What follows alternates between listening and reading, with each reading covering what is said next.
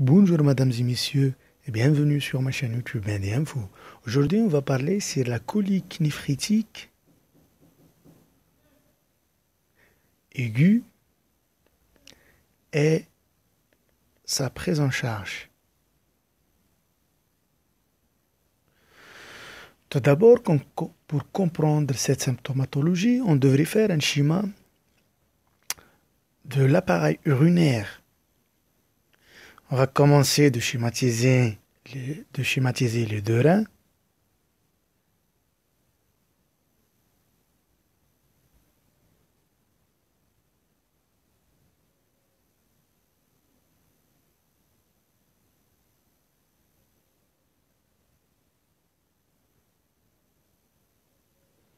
Après l'arbre, ou bien les cavités pulo-calicielles. Voilà, c'est ça les calices. Et après le pilon. Après l'urétère. Et à la fin, la vessie. La même chose pour l'autre rein. Pilon, calice et urétère. La colique néphritique, c'est la mise en tension brutale des cavités pulo-calicielles liée à un obstacle sur la voie excrétrice. Quand on dit la voie excrétrice, donc, que ce soit l'urétère, voilà ici, ou bien ici au niveau des cavités pulo-calicielles. Donc, un obstacle qui va augmenter la pression, par la suite va exercer une pression au niveau des cavités pulo-caliciennes, le rein, et après la cavité, ou bien la capsule fibreuse. Il faut savoir que les deux reins sont encapsulés par une capsule fibreuse inextensible et richement énervée, et par la suite, cela va engendrer la douleur. Il faut savoir que les obstacles sont multiples, que ce soit intraluminal ou bien pariétal, ça veut dire qu'il prend naissance à partir de la paroi de l'urétère, et à la fin extrinsèque, donc en dehors de l'appareil urinaire. On va citer quelques exemples des 6 étiologies. On va commencer par les causes intraluminales, qui sont premièrement la cause la plus fréquente de la colique néphritique, c'est la lithiase rénale. C'est la présence des calculs dans les voies urinaires, et donc sont dus essentiellement à du calcul calcique. Deuxièmement, les calculs phospho-ammoniaco-magnésiens qui sont favorisés par pH alcalin, et aussi les infections urinaires. Ces infections qui ont une caractéristique de transformer l'acide urique en ammoniac, et par la suite augmentation du pH, donc un pH basique. Et à la fin, ou bien troisièmement, la cause la plus fréquente des lithiases rénales, ce sont lithiases d'origine de l'acide, on va dire, l'acide urique. Voilà, qui sont favorisés aussi par un pH acide. Voilà. Deuxième cause, on est toujours dans les causes intraluminales. On a ce qu'on appelle un caillot de sang, au cours des hémorragies qui touchent par exemple le rein. Et troisièmement, les parasitoses urinaires, ou bien qui touchent l'arbre urinaire. Deuxièmement, les causes pariétales, comme j'ai déjà dit, qui prennent naissance à partir de la paroi de l'urétère, qui sont premièrement le carcinome urétéral. Qu'est-ce que ça veut dire carcinome? C'est le cancer des voies urinaires. Et aussi le syndrome, ce qu'on appelle syndrome de la jonction pilo-urétérale. Je vais expliquer ça tout à l'heure. et les sténoses urétérales. Pour comprendre le syndrome de la jonction puélo-urétérale, il faut savoir que c'est une sténose qui se situe au niveau de la jonction de l'urètre avec les cavités puélo-calicielles. Voilà, c'est ça les calices. Et les calices, pardon, ici, après le pylon et après on a l'urètre. L'urétère, pardon. Il y a une sténose ici, ce qui va engendrer ce syndrome, dû essentiellement à une cause congénitale, ou bien dû à l'ébattement et à un croisement ici avec l'artère rénale. Donc, au cours du battement de l'artère, va engendrer des microtraumatismes. Et par la suite, une sténose aussi. Donc, retenez bien ça. Et troisième cause, ce sont les causes extrinsèques. C'est très facile de comprendre ça. Les causes extrinsèques, on devrait citer par exemple les adénopathies pelviennes ou bien rétropéritonéales. Adénopathie. Aussi les tumeurs abdominales.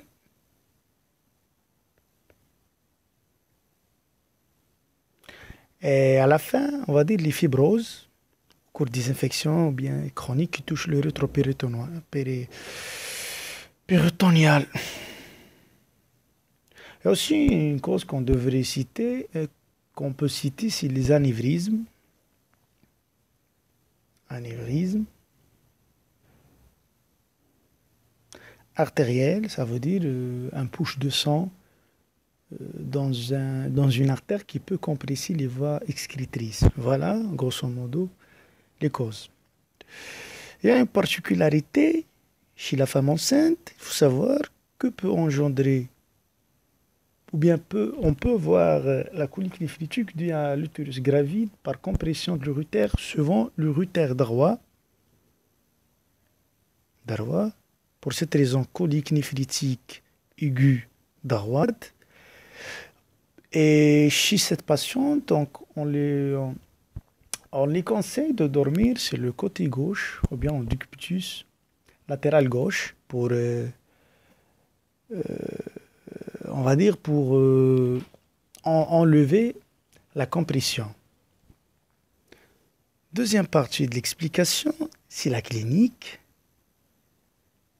C'est très important de comprendre la clinique bien de la colique néphritique. C'est une douleur lombaire unilatérale qui est très intense, sans position antalgique. Ça veut dire que le patient n'arrive pas à faire position pour céder un petit peu la douleur, qui est paroxystique. Ça veut dire qu'on n'est pas toujours là. Elle peut disparaître et après elle veut apparaître de façon brutale. Et irradiation vers les organes génitaux externes. Voilà, irradiation vers les organes génitaux externes. Et elle peut être associée à des troubles digestifs, notamment les nausées et les vomissements. Il faut savoir que le diagnostic essentiel de la colique néphritique, c'est la torsion testiculaire ou bien du cordon spermatique, qui est aussi une douleur au niveau du testicule, qui va irradier vers la région lombaire. Donc c'est très important, ça se trouve chez l'homme, de faire différencier une douleur qui est localisée au niveau de la partie lombaire et irradiation vers les organes génitaux externes, voire la fosse iliaque. Et ça, c'est ce qu'on trouve au cours de la colique néphritique et en douleur qui prend naissance à partir du testicule et qui va irradier vers la partie lombaire. Et il faut savoir aussi que les calculs ou bien les obstacles qui sont situés au niveau de l'urétère, ce sont ceux qui engendrent la colique néphritique. Par contre, qui sont retrouvés au niveau des cavités puélo-calicielles, souvent sont asymptomatiques. Voilà. Donc on devrait comprendre. Et retenez bien ces notions. Il y a aussi au cours de la clinique une chose importante à vous dire, c'est l'hématurie. Qu'est-ce que ça veut dire l'hématurie? C'est la miction des urines qui sont mélangées avec le sang, donc des urines rouges, donc dans ce cas macroscopique ou bien microscopique, et on devrait rechercher ça à l'aide des bandelettes urinaires. Quand il y a, c'est-à-dire une hématurie, pour détecter une hématurie microscopique. On peut trouver aussi des signes fonctionnels urinaires qui sont signes irritatifs, la pollacurie, augmentation de la fréquence de la miction. Deuxièmement, brûlure mictionnelle.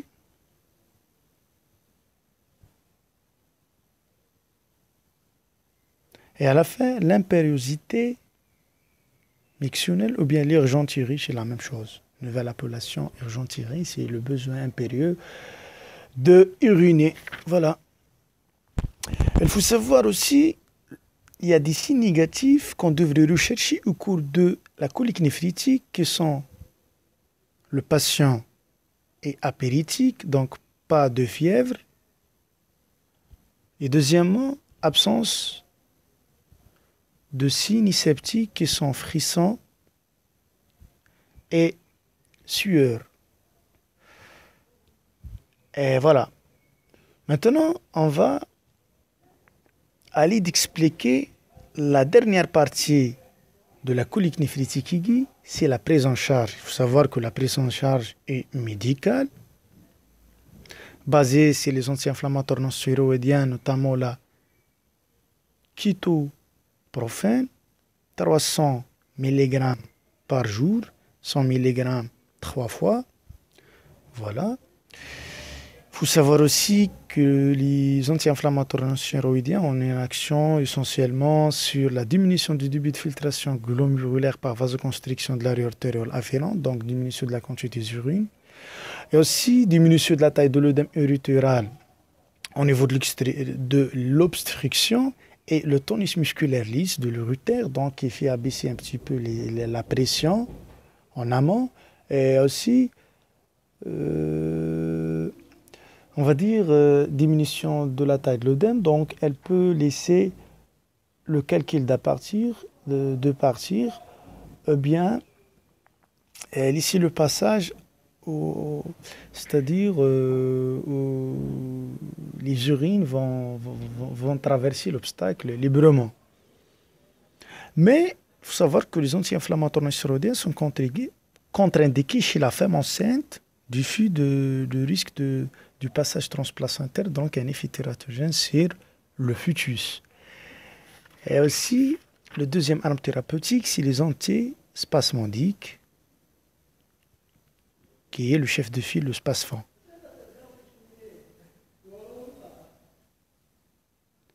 Et à la fin, on va terminer par les antalgiques, paracétamol, 4 grammes par jour, prise, c'est-à-dire en 4 fois. Voilà, je viens de finir l'explication en ce qui concerne le traitement médical, mais je voulais aussi parler sur une colique néphritique compliquée qu'est-ce qu'on devrait faire quand il y a la fièvre ou bien les frissons ou bien des signes d'un choc septique. Il faut faire premièrement en urgence une antibiothérapie en intraveineuse, bactéricide, basée sur les céphalosporines de 3e génération et les aminosides, c'est la gentamicine. Par la suite, on a aussi une contre-indication des anti-inflammatoires non stéroïdiens parce qu'ils ont un effet immunosuppresseur, donc risque d'aggraver l'infection. Et on va prescrire les autres traitements comme les antispasmodiques et les antalgiques de façon normale. Aussi, évacuer les urines. Pour évacuer les urines, on devrait faire 2 techniques. Soit, premièrement, la technique la plus utilisable, c'est mettre un sonde G pour faire évacuer les urines. Et deuxièmement, la néphrostomie percutanée. Je vais expliquer Ces deux techniques rapidement. La première technique, c'est par voie endoscopique. On va mettre la sonde WG ici par voie endoscopique qui évacue l'urine à partir des cavités pulocalicielles jusqu'à la vessie. Donc, il faut sortir les urines normalement qui sont infectées. Et la deuxième technique, c'est percutanée ou bien transcutanée. On va mettre une sonde ici pour évacuer aussi les cavités pulocalicielles. On fait cette technique, la deuxième, néphrostomie percutanée. C'est quand il y a l'impossibilité de faire la première technique. Et souvent, la première technique, on le fait normalement sans aucun problème. Mais parfois, on est obligé de faire la deuxième. Donc voilà, je viens de finir l'explication concernant la colique néphritique et sa prise en charge. J'espère que cette vidéo est importante pour vous. Et si vous aimez la vidéo, n'hésitez pas de la partager avec vos amis, comme ça vous allez leur faire plaisir. Et n'hésitez pas aussi d'être abonné sur ma chaîne. Et je vous remercie pour votre attention. Et j'espère qu'on va se rencontrer encore dans une nouvelle explication. Bye bye, ciao ciao.